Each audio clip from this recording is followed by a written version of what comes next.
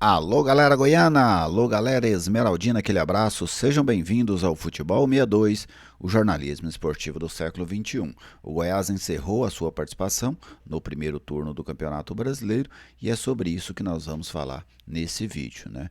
Fazer aí uma análise do que foram as 19 primeiras rodadas do time esmeraldino nesta competição. E também vamos fazer aí uma perspectiva para a segunda metade, né, da Série A. Então, logo depois da nossa vinheta de abertura, eu venho com os detalhes.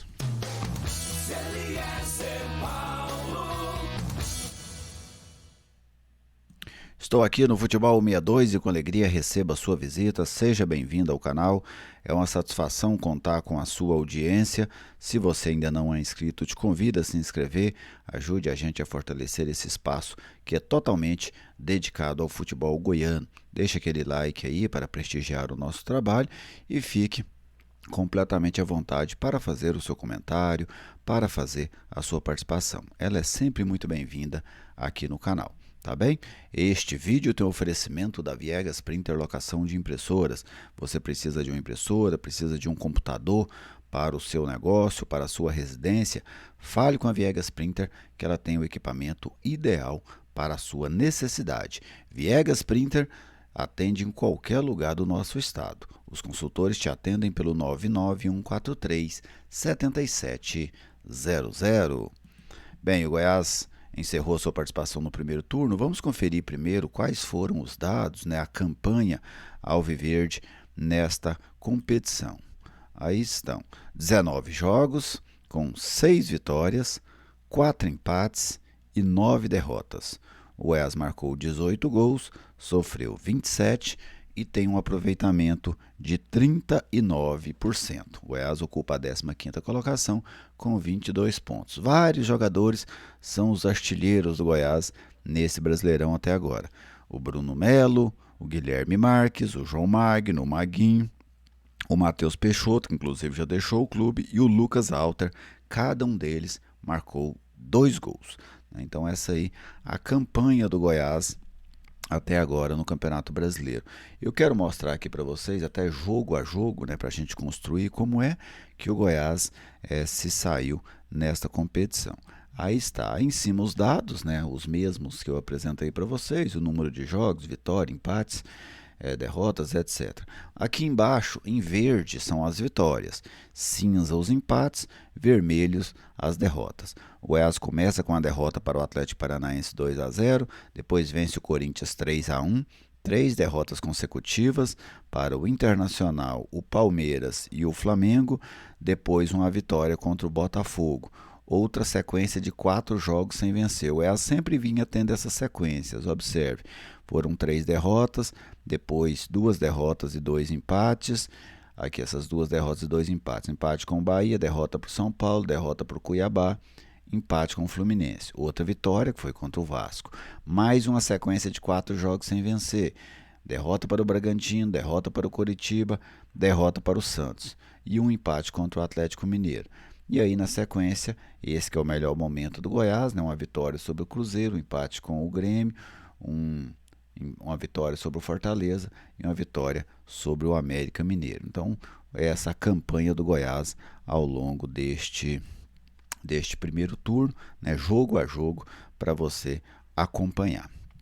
Vamos aqui a alguns aspectos que, pelo menos na minha avaliação, eu considero positivo e outros aspectos que eu considero negativo nesta participação do Goiás no primeiro turno. Tá? A gente está falando aqui exclusivamente do primeiro turno da Série A do Campeonato Brasileiro.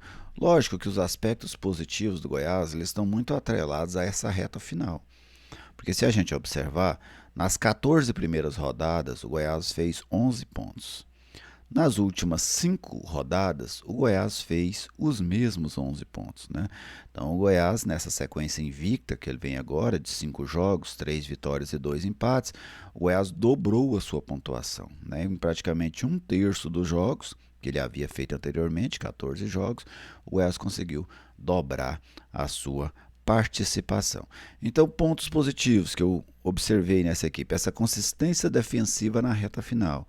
O Armando Evangelista conseguiu dar uma um ganho grande no sistema defensivo do Goiás, tanto é que nos últimos 5 jogos o Goiás só tomou um gol. Foi aquele gol do Grêmio na Serrinha, né, já nos acréscimos do segundo tempo, gol que tirou do Goiás a vitória sobre o Grêmio. Outro ponto, uma evolução do time na troca de treinador. O Goiás fez uma troca de treinador, o Armando Evangelista chegou e é nítido que o time dentro do Campeonato Brasileiro evoluiu. Então é interessante quando você faz troca e a troca te apresenta evolução, né? Outro, um bom encaixe desse jogo reativo. O Goiás tem executado cada vez melhor esse jogo. Tem conseguido marcar muito forte o adversário, dá pouquíssimas oportunidades em todos esses jogos, contra Atlético Mineiro, Cruzeiro, América, o Grêmio, Fortaleza. Em todos eles o Goiás ofereceu pouquíssimas oportunidades a seus adversários. O Goiás não só deixou, por exemplo, contra o Vasco, o Goiás não tomou gol, mas o Goiás tomou um sufoco tremendo, poderia ter tomado.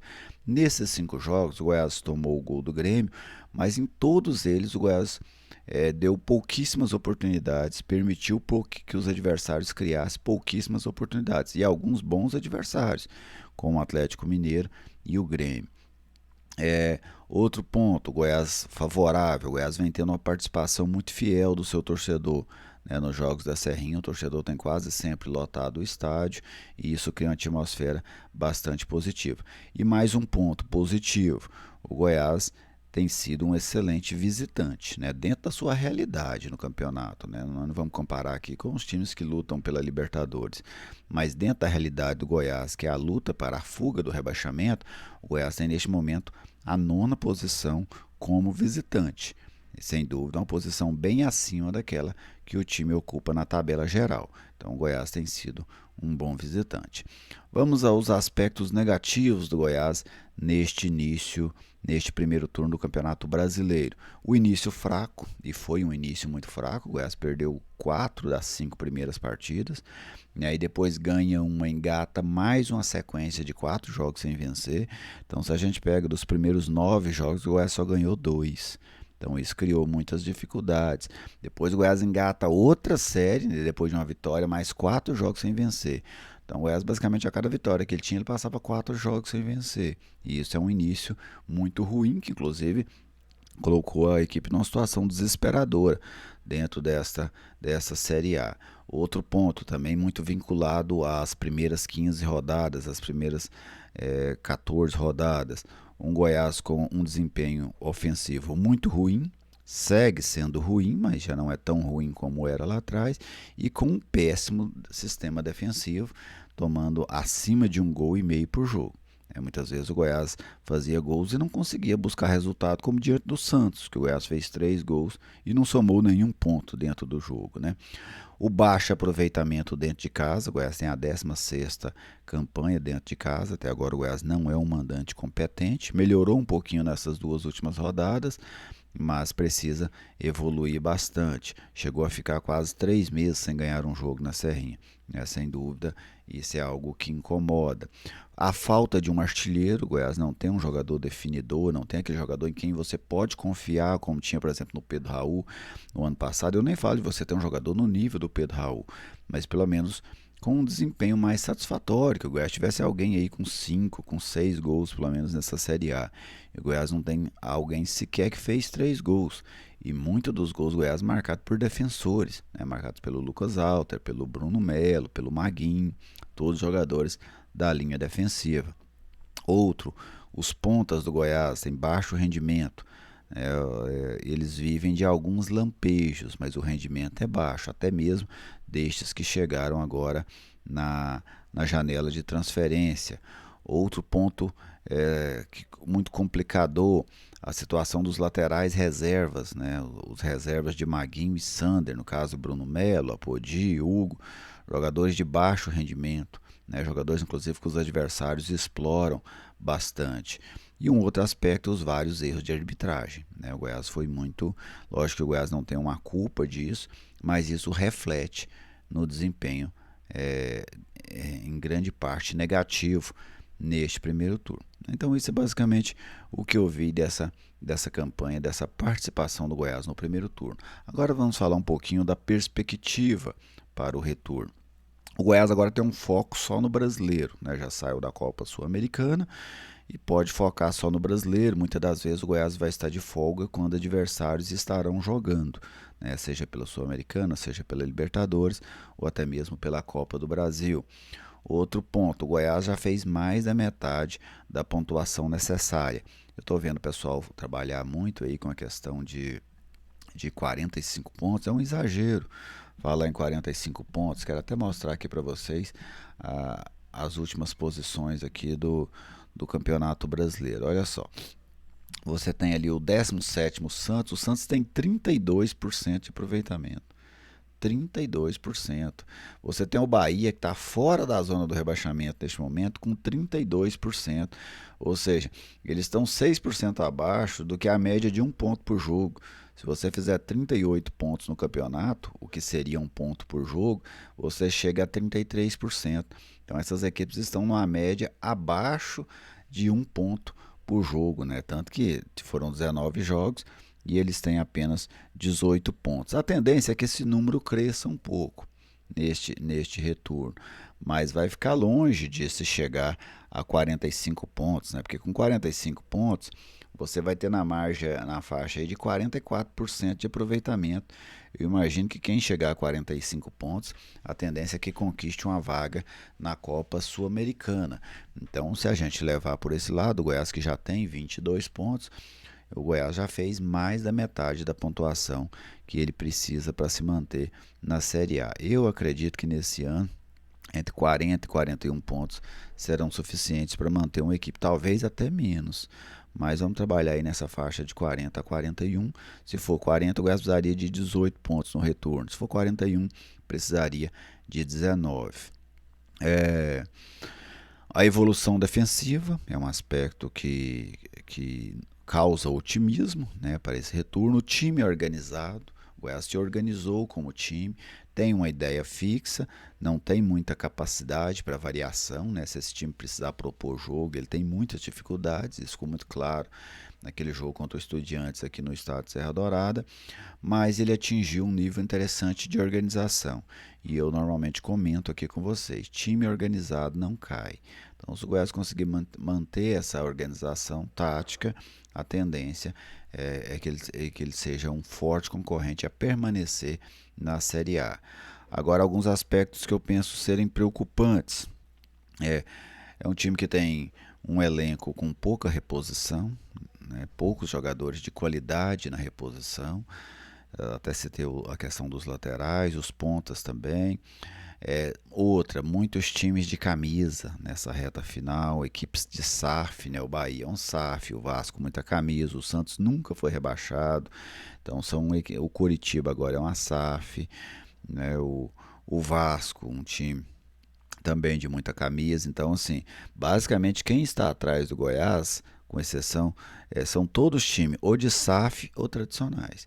Você tem o Santos, que é um time tradicional, os demais todos são SAF. O Bahia é uma SAF, o Coritiba é uma SAF, o Vasco é uma SAF, o América é uma SAF.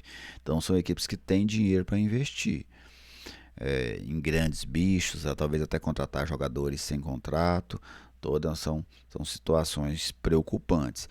E outra questão do peso das federações. O Goiás está lutando contra federações pesadas, Federações Paulista, Federação Carioca, tudo envolvida nesse ponto. Federação Baiana, né, Paranaense, Mineira.